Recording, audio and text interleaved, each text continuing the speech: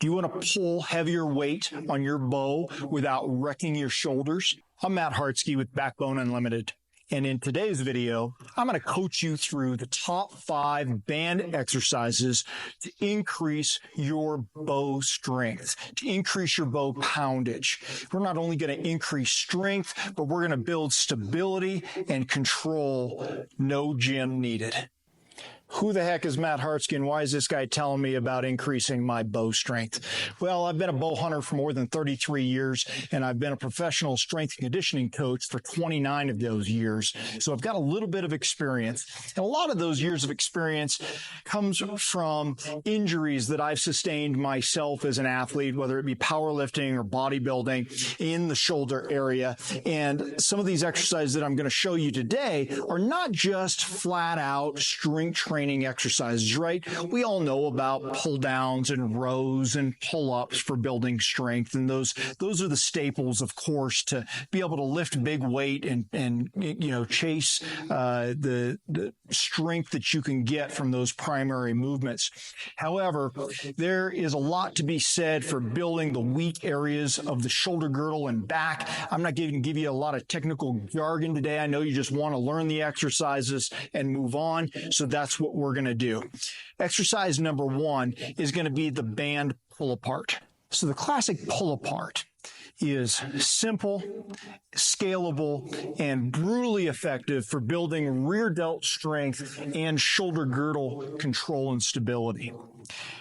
When using a looped band here, and you can use a tubular single band as well, but when using a looped band, you probably just want to start with one side of the band rather than grabbing the band with both sides here. Certainly something that you can do as you get stronger. But I would start with just a single layer of the band here.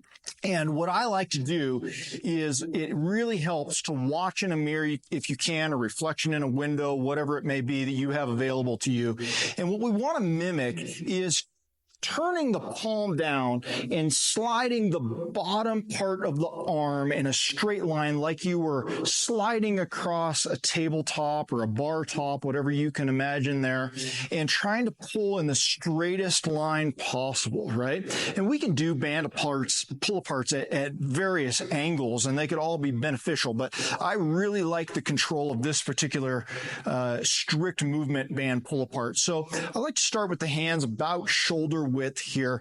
And when you watch in the mirror, what I'm trying to do is get that band in line with my shoulder, my elbow, and my wrist, not allowing that wrist or hand to turn up or down.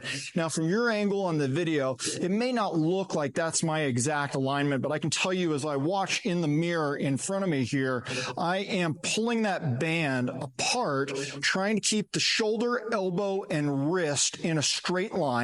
We don't want to have one arm up higher than the other, right, and airplaning it here. And we don't want to have the band above the arm or below the arm. That wouldn't be in line, right? So as I pull it apart, I fight to try to keep that elbow elevated where the band is splitting my arm in half right there. And as I get tired, the most common mistake I see when I'm coaching folks on this is the wrist tends to be the first thing to go here. So make sure you keep that fist nice and strong, gripped around that band. And then in the back of the body, as far as the movement goes, we're just working on keeping the elbow real stiff. It doesn't change angle from start to finish. We're not bending and pulling back like a row. We're not pushing the hands out extra wide like a fly. We're just pulling that band apart with the same stiff arm angle right there. And it doesn't take very long before you notice the benefit of this guy right there. Your scapula is forced to retract on that. Don't even hardly have to think about it, but it is good for building that proprioception, that mind-muscle connection there on that pull apart, squeezing back, getting the shoulder involved there. The rear delts are going to be on fire as well as the muscles there that are going to control that whole shoulder girdle in the back. So band pull aparts, can't tell you how high these rank on my list. I do them almost every day to balance out the pushing that I'm doing, and it balances out your shoulder here. The front of the shoulder is much bigger, much stronger than the middle and rear shoulder, and so we end up with a lot of shoulder imbalance there. And you can fix, in a lot of cases, a lot of shoulder pain, a lot of shoulder strains, and rehabilitate them yourself without having to go to a physical therapist much more quickly, just using band pull-aparts. I've experienced it. So vitally important both for rehabilitation, but in being proactive on building the type of strength there that's going to help give that shoulder the support that it needs when you're shooting a lot of arrows every day, getting ready for season.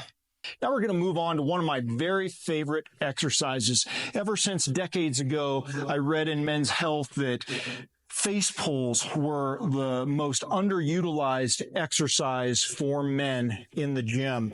And the reason that is because it does such a great job of balancing out that chest strength that we're always working on. You know, we dudes tend to really be focused on the muscles at the front of the body. We may even do a lot of rows and pull downs, but we're not focused on what's happening with the health of that upper back and rear shoulder there. A lot of times that gets neglected. And so face pulls really help to balance out the shoulder back there. Great for rotator cuff control. And again, the scapular retraction that we're going to get on this guy. So we do face pulls a variety of ways here. We can do them certainly with a cable. We can do them with dumbbells or kettlebells in a bent over position. Heck, you could do them with milk jugs at home. But today we're going to do them banded, and we're going to attach that band. You could attach this to, you know, some kind of wall that you have in the garage. You could attach it up high if you had to. You can attach it down low, and we just work on the same fundamentals of the movement. But you just find something to loop that band around, and you're good to go. I've used doorknobs, I've used bed frames, I've used dressers, wherever you happen to be. Just kind of figure it out. Anywhere you can attach that band. I've attached it to railings and stairwells at hotel gyms. So just get creative with it. But what I like to do on banded face pulls is when we walk up to the band after it's attached, you're going to grab it. Make sure there's a little bit of space between your hands on the band so that band is going to get some stretch, because one of the side benefits you can get out of this guy is not just focusing on pulling straight back, but pulling that band apart as well. So we don't want to just be a one-trick pony on this guy. I like to get in the position of a staggered stance, especially if the band is anchored at an elevated position right here. It keeps me from getting pulled forward if I was just using a parallel stance right here and my feet were together. So get leaned back just a little bit in a staggered stance. You can kind of put your weight into your hips, protects your back. For alignment, we want to align the back of the band here with the area, the point where the band is connected up there. So I kind of use it like it's a sight, an open sight on a rifle. I want to align my rear band here up with that anchor point up there, and I'm going to try to keep it between my eyes. I'm going to try to keep the back of the band between my eyes and that anchor point the whole time as I pull back. Now, I've seen it done where we pull back and we pull apart right here, and all we're doing is focused on the scapular retraction, squeezing those shoulder blades together and back as you squeeze the elbows back. But the way that I prefer to do it is the shoulder, oftentimes, especially if you have an injured shoulder, or it's a little bit ouchy, is a little bit of rotation of the hands down. So if you started by grabbing that band and you pointed your thumbs towards one another, when we pull back, we're going to rotate those thumbs down. Okay, I've found that is a little bit more comfortable for most folks' shoulders, and we can get a little bit better squeeze out of it, it appears to me, from the burn that I end up feeling. So I'm going to keep that band up high. I'm pulling towards my eyes. I'm pulling the band apart, and I'm rotating my thumbs down as I squeeze those elbows back and together there. So keep that band high. Keep reminding yourself to look down it like you're aiming the rear of that band up there at the anchor point. And then the other part of that guy is we want to make sure that when we're doing any back exercise, a lot of times we forget because we're hanging on to something. This is true and something you can remind yourself of when you're doing pull downs, rows, flies. It doesn't matter. Any movement that involves the back or shoulders, when we're pulling, what area of the arm is that shoulder and back actually pulling? Is it directly pulling the hand? No. We could curl all day long, right? And this doesn't have anything to do with my back or shoulders, right? So what the back and the shoulders are actually doing when they're pulling is they're pulling that upper arm through the elbow. That's what's getting pulled back. So I really like to coach folks to keep those hands as relaxed as you can. We're not pulling the hand to the face on a face pull. We're pulling those elbows back and the band apart, right? Because when we turn those thumbs down, it rotates those elbows up and hits the highest part of that shoulder girdle that we can in the back there, trying to pull that elbow back. So keep the hands relaxed, pull the elbow back on your face pulls. So the next exercise we're going to work on is called the Cuban press. And you may never have heard it called the Cuban press before. A lot of folks will just refer to it as external rotation. However, in the gym, we know it as a common bodybuilding move. A lot of times it's done with 2 dumbbells, and we're just keeping the elbow stationary out to the side as we rotate that forearm up and down, causing that shoulder to externally rotate there. And we're going to do the same thing, but we're going to do it with the band. And so it's going to be a single armed movement here. I've got my band attached down a little bit lower. So let me show you what that looks like. So you can see I have the band attached down low. You could attach it right around here, just like you're attaching it to like a stud in the garage or the hitch of your pickup truck or a bed frame, a table frame, something in the living room, a couch leg, whatever you can find works just fine. These ones are already attached here, so I'm going to leave them there. But we're going to attach this one down a little bit lower just so that it puts the proper amount of tension on as we're doing that external rotation. So if it's all right with you, I'm going to show you what that external rotation looks like on the Cuban press from a couple of different angles. And you definitely do not need a lot of weight on this guy to start with. So I'm pretty darn close to that anchor point to begin with. If I wanted more resistance out of the band, I'm just going to step away. And that's true of all of our movements. So the further away you move, the more you're going to stretch that band and the more resistance you're going to get out of it without having to switch to a different band.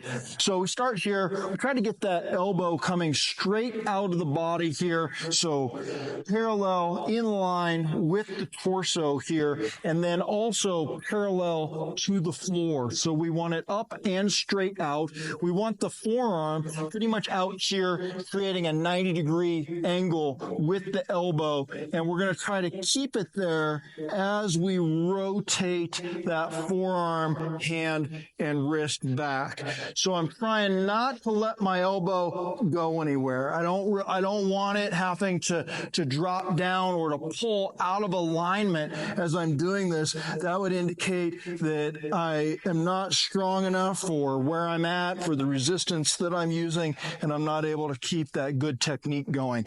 Let me show you from the back. So again, on this external rotation of the Cuban press, we're going to try to get that elbow sticking straight out. We're going to try to have the arm parallel to the floor. We're going to try to get the forearm out where it creates a 90-degree angle there. I'm going to keep the shoulder blades retracted, squeezed back here, and then I'm going to rotate at the shoulder as I keep that elbow stationary, and just work on bringing that forearm up and down out of that, keeping the shoulder blades retracted. Hey, just a quick note. If you don't already have a set of quality bands, I put together the exact set I use every day. Bands are an amazing tool. They are for the bow hunter, the backcountry athlete, and anyone who wants to build strength anytime, anywhere. So I want to show you real quickly what comes in your set of bands. It starts with the carrying case that houses all 4 bands. And from all the research I have done, you could pay upwards of about $15 to $20 a band. So it'd put you over $60. So we're selling our set for $47 here. And again, you get the carrying case and then you get 4 bands inside, and they are going to be different strengths set up for a variety of not only strength levels and ranges of strength, but also different exercises that you're going to do based on the type of resistance that you need. So we have a red, a black, a purple, and then the biggest band is going to be that green there.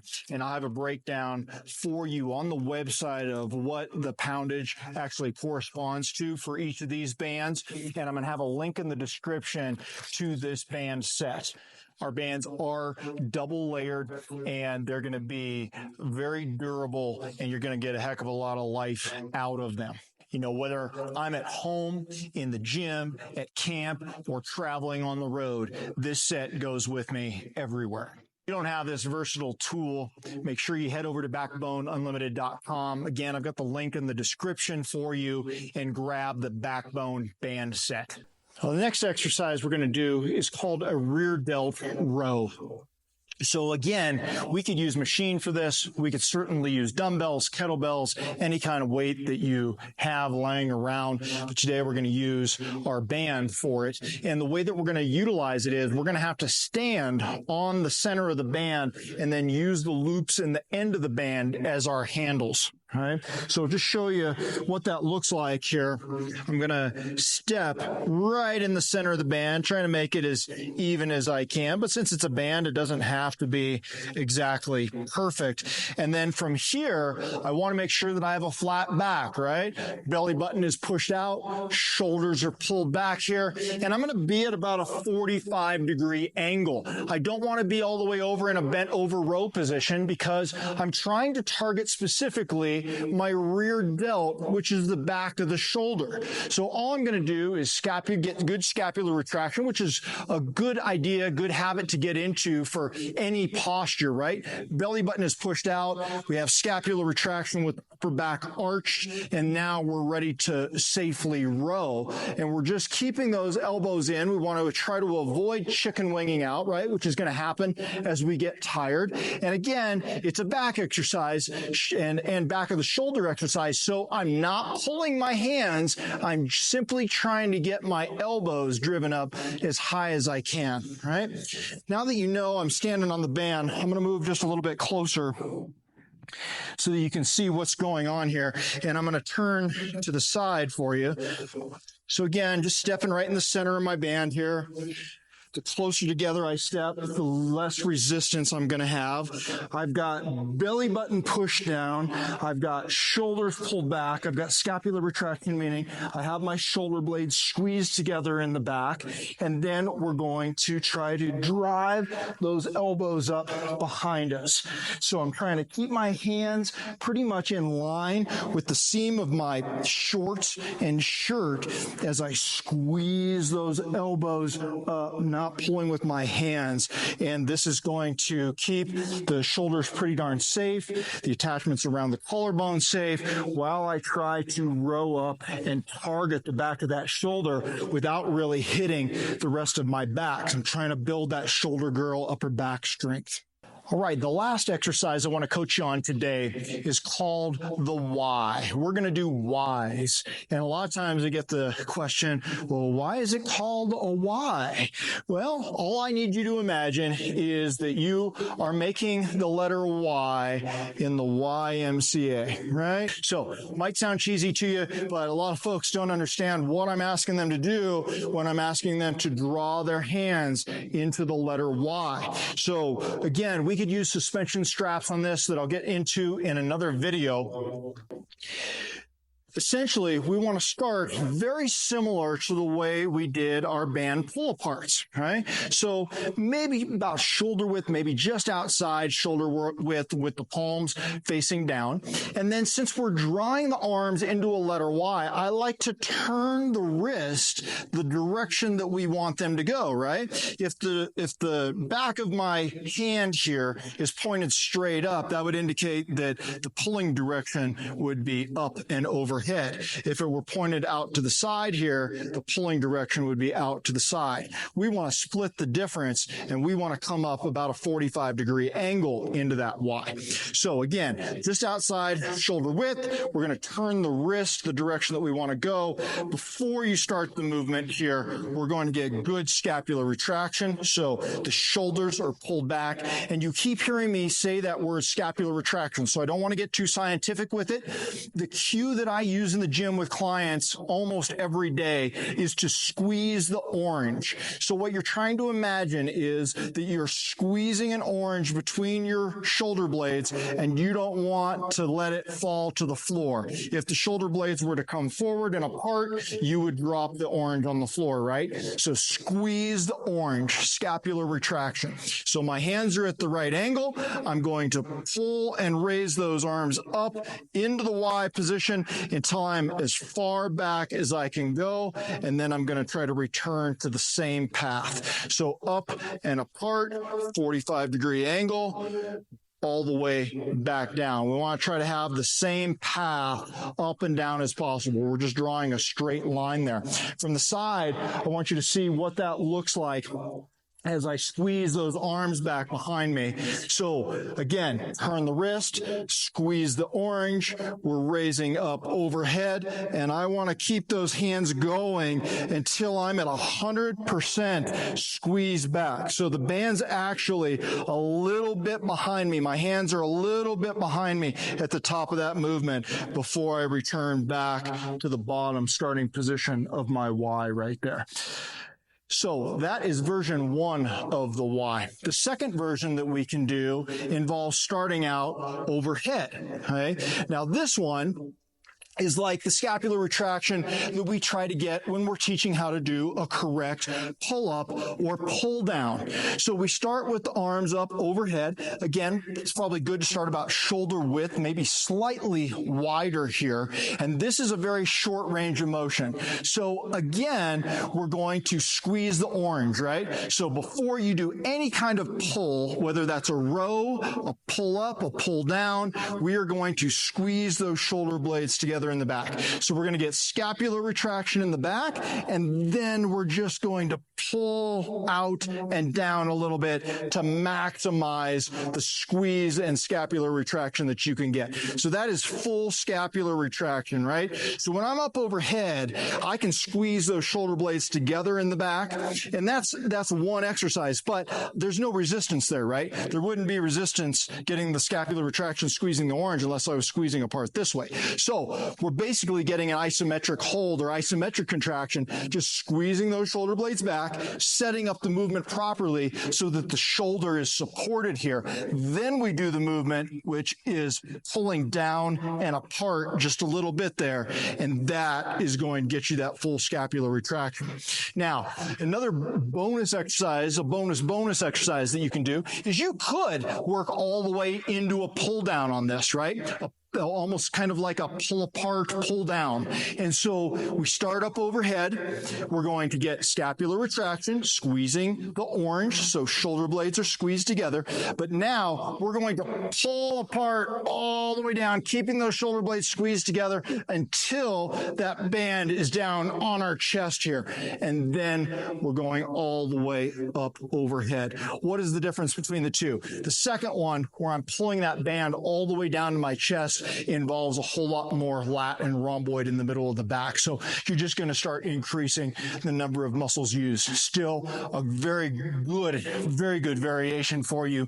The first two variations of those Ys right there, they work on a lot of the smaller muscles that pull down all the way to the chest. You're going to start involving a lot bigger muscles there. But all three of those are great variations. So those 5 band exercises not only play a crucial role in building your bow draw strength, increasing your poundage in a safe way, in an effective way, but they are also going to help go a long way in your injury prevention as you're doing repetitive shooting over and over again and as you get stronger. A lot of times we can increase muscle strength without the tendons and ligaments and the support areas growing and getting stronger at the same rate. So these band exercises are going to go a long way towards keeping you healthy in that process. Include these 5 band exercises in your warm-up routine or training block 2 to 3 times a week, and you're going to be well on your way to drawing heavier poundage with more control and fewer injuries. If this video helped you, hit subscribe, share with your hunting crew, and grab the Backcountry Hunting Prep Guide at backboneunlimited.com.